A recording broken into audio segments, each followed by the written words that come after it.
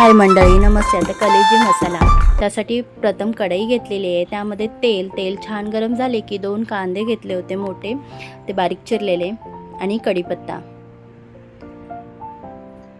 आता यामध्ये मी मीठ चवीनुसार, कारण कांदा पटकन लालसर होण्यासाठी मीठ ॲड केलेले आहे.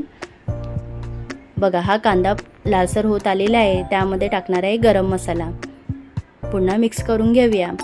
आता एका साईडला कलेजी स्वच्छ धुवून घेतले, अर्धा तास ठेवले होते. त्यामध्ये लिंबाचा रस, हळद आणि मसाला ॲड केलेला होता.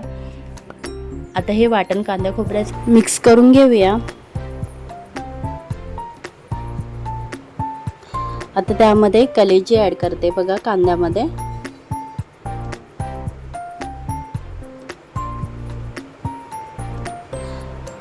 पुन्हा मिक्स करते, थोडा वेळ झाकण ठेवते. झाकणावर थोडंसं पाणी ॲड करून बघा, मस्त असं पाणी सुटलेलं आहे. तर त्यामध्ये चिकन मसाला पुन्हा मिक्स करते आणि थोडा वेळ झाकण ठेवते बघा. झाकण पुन्हा काढून मस्त अशी कलेजी मसाला तयार झालेला आहे. आणि वरून बारीक चिरलेली कोथिंबीर.